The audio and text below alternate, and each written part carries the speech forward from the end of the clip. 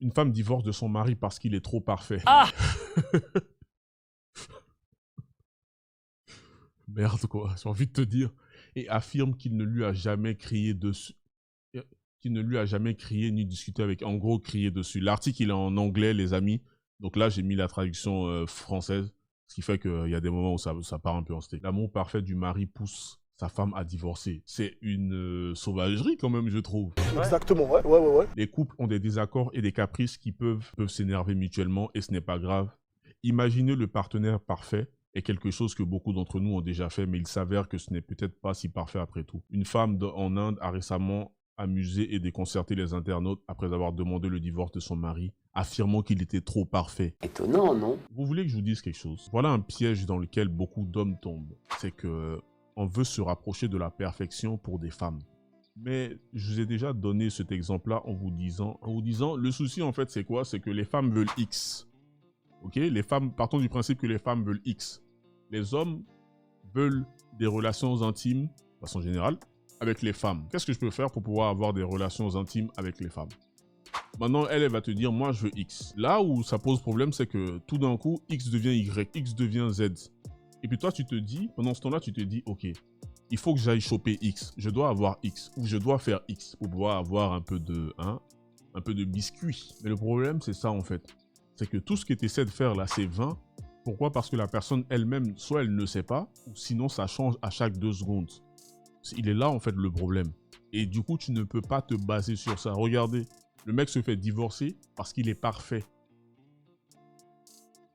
Donc finalement, est-ce que ça rejoint pas ce que je disais? C'est-à-dire, soyez des monstres. Vous voulez qu'une femme vous aime, vous devez être un monstre. Comme tu disais, tu as des gens qui sont pas bien, s'ils n'ont pas de problème. Mais en fait, c'est ça. C'est ça. Elles ont cette capacité à créer des problèmes là où il n'y en a pas. Je me sentais étouffé dans la relation. Donc, la femme avait déposé une demande de divorce devant un tribunal de la charia, voilà, où elle a expliqué son étrange situation. Une déclaration indique que l'épouse avait affirmé que son mari ne lui avait jamais crié dessus. C'est ce qu'on vous demande d'habitude, là. Attention, je suis pas en train de faire l'apologie de faut aller crier sur sa femme. Il lui avait jamais crié dessus et qu'il lui pardonnait toujours toutes ses erreurs. Une femme a horreur de ça. Pourquoi? Parce qu'au fond d'elle, elle sait qu'elle n'est pas parfaite. Donc ne la traite pas comme si elle l'était. Parce qu'elle-même, de base, elle n'est pas stupide. Elle sait qu'elle n'est pas parfaite. Donc toi, qui la mets sur un piédestal, au bout d'un moment, elle va dégager, elle va commencer à créer du ressentiment envers toi.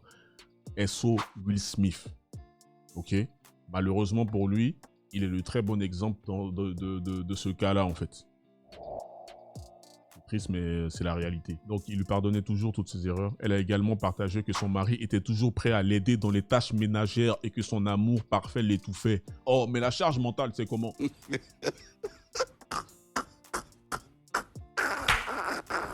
On dit, oh, vous les hommes, vous n'aidez pas. Nous les femmes, on fait tout. Vous ne faites jamais rien. Sachant que la majorité, elle disait, elles font tout. Mais... voilà. Vous ne faites jamais rien. Voilà, là maintenant, il y a une femme qui dit que le mari ne lui criait jamais dessus. Il lui pardonnait toujours toutes ses erreurs. Et il l'aidait toujours dans les tâches ménagères. Et c'est la raison pour laquelle, ce sont les raisons pour lesquelles elle a divorcé. Parce que son amour parfait l'étouffait. Il s'avère que la pauvre dame cherchait un partenaire qui discuterait avec elle et ne serait pas d'accord avec tout ce qu'elle a à dire. Vous qui aimez être trop lisse pour pouvoir avoir du biscuit. La meuf, elle vient, elle te dit, elle te lâche des dingueries. À l'intérieur de toi, hein, dans ton cerveau, tu sais que c'est une singerie. Tu sais qu'elle est en pleine hérésie. Mais dans ta tête, tu te dis, ouais, putain, elle vient de lâcher un truc là, c'est waouh. C'est lunaire. Mais vu que j'ai envie de ken, ouais, vas-y, ça va passer. Pardon? Tu as dit quoi? Regarde. Donc, imaginez ce gars-là, il se fait divorcer parce qu'il était parfait. Imaginez. La demande du divorce a été rejetée. Ah, je suis dead. Yes! Malheureusement pour la demoiselle en détresse, le tribunal de la charia a rejeté sa demande de divorce au motif qu'elle était frivole. En fait, c'est ça, en fait. Ils se sont rendus compte que, madame, vous appartenez à la rue, en fait. Le religieux a également demandé à la femme si elle avait d'autres raisons de divorcer de son mari, ce qu'elle a nié. Ok, soit. Son mari a également partagé qu'il aimait toujours beaucoup sa femme et qu'il voulait seulement qu'elle soit heureuse. C'est ça, en fait, le truc. Vous voulez rendre vos femmes heureuses, vous voulez rendre vos copines heureuses. Grand bien vous fasse. Tant mieux, c'est bien, c'est cool. Moi, je me rendre heureux, mon ref. Suis-je égoïste? Oui. Oui. Suis-je un seigneur Sith? Oui. Oui. C'est la chose qui m'intéresse. Il a été conseillé au couple marié depuis 18 mois. En plus, putain, 18 mois, donc 1 an et 6 mois, c'est ça?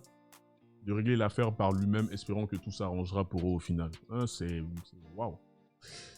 Très bizarre ça, hein, très bizarre. En fait, le truc, c'est ça, c'est qu'elles savent. Je vous l'ai dit avant, elles ont besoin de vivre des émotions. Une femme préfère se... je sais pas, frère, elle préfère sauter la vie que se faire chier. Pour que ça reste bien dans votre crâne.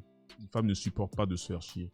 Il faut qu'elle crée quelque chose, il faut qu'il se passe quelque chose. Voilà exactement, le frérot, il a dit, la femme ne peut pas challenger l'homme si ce dernier est parfait. Ça ne fait pas de sens.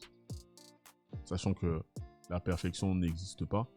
Et surtout, il y en a beaucoup aussi qui sont comme des puits sans fond. Merci beaucoup.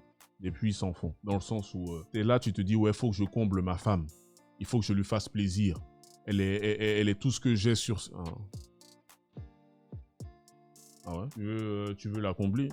Mais regarde où est-ce que tu risques de te retrouver en fait. C'est un peu dommage quand même.